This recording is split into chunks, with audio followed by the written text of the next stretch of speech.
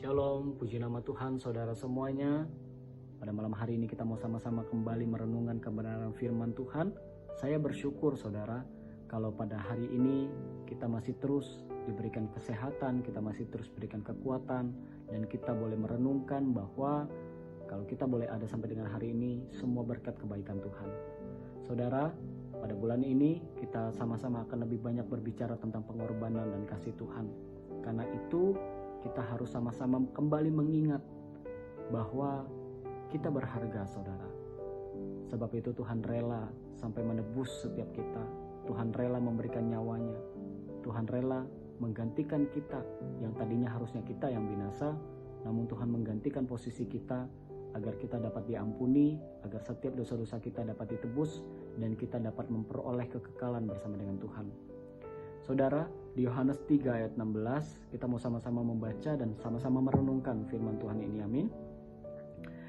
Di Yohanes 3 ayat 16 berkata, "Karena begitu besar kasih Allah akan dunia ini, sehingga ia telah mengaruniakan anaknya yang tunggal, supaya setiap orang yang percaya kepadanya tidak binasa, melainkan beroleh hidup yang kekal."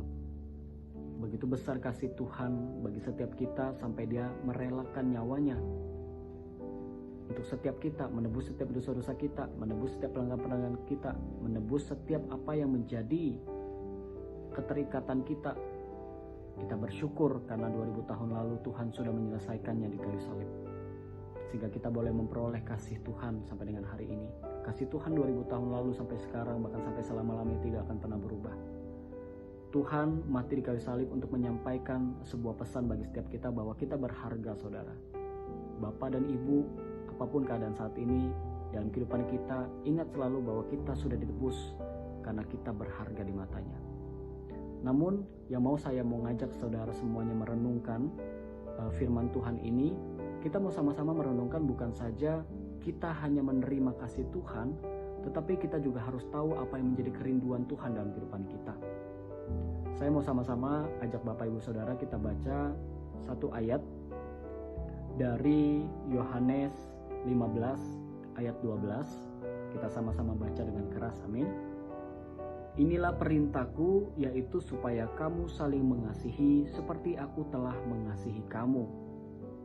Jadi yang tadi saya bilang, kita bukan saja menerima kasih Tuhan dalam kehidupan kita, namun kita juga harus tahu apa yang menjadi kerinduan Tuhan.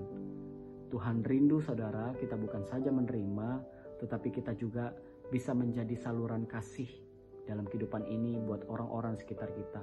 Makanya firman Tuhan berkata, Tuhan memerintahkan kita agar kita bisa saling mengasihi, karena kita juga terlebih dulu dikasihi oleh Tuhan. Ini yang menjadi isi hati Tuhan akhir-akhir ini saudara. Kita mau sama-sama mengecek diri kita. Apakah kita masih hidup dalam kasih Tuhan? Apakah kita masih terus hidup mengasihi sesama kita? Ataukah mungkin kita sampai saat ini mungkin kita sudah mulai tidak peduli dengan orang lain, atau kita hanya mementingkan diri kita sendiri.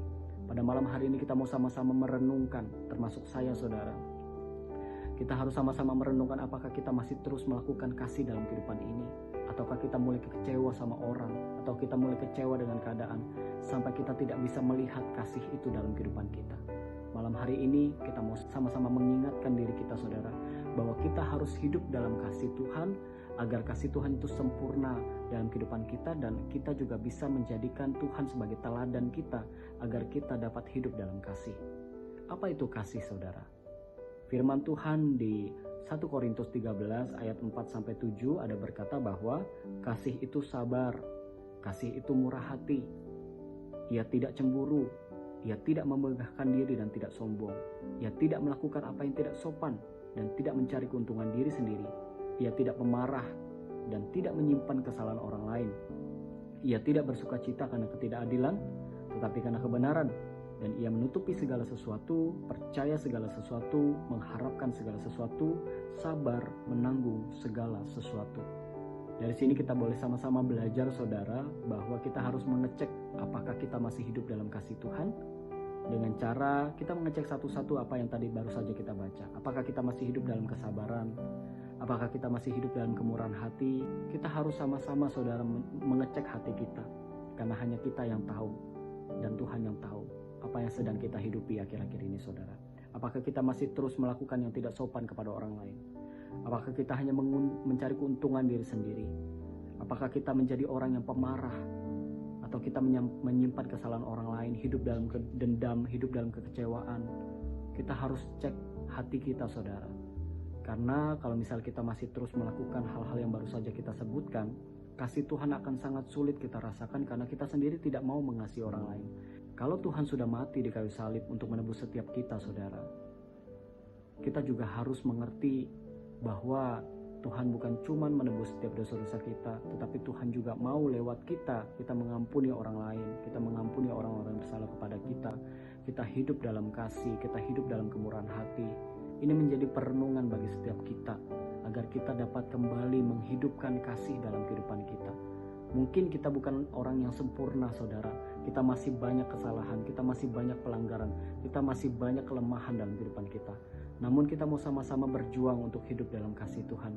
Karena saya percaya, saudara, di saat kita melakukan kasih, di saat kita mempraktekkan kasih, kita sedang mempraktekkan apa yang menjadi sifat Allah. Karena barang siapa yang hidup dalam Dia, maka dia harus hidup dalam kasih. Karena orang yang tidak mengasihi, maka kasih Allah tidak ada pada orang itu. Maka pada malam hari ini kita sama-sama merenungkan, ya saudara, bahwa kita harus hidup dalam kasih. Mungkin dalam prakteknya nggak semudah yang saya ucapkan, benar, saya juga masih terus belajar, saudara. Tetapi kita mau sama-sama merenungkan pada malam hari ini, bahwa kita mau hidup dalam kasih, karena kita tahu Allah kita adalah Allah yang penuh kasih. Saya berharap semoga setiap kita kembali merenungkan, apakah kita masih hidup dalam kasih Tuhan, masihkah kita melakukan kasih dalam kehidupan ini, sehingga orang-orang di sekitar kita juga bisa merasakan kasih kita. Walaupun kita tahu kita belum sempurna, namun kita percaya Tuhan yang akan memampukan setiap kita agar kita dapat hidup dalam kasih. Mungkin itu aja, saudara, yang bisa saya bagikan pada malam hari ini. Selamat malam, selamat beristirahat, Tuhan Yesus memberkati.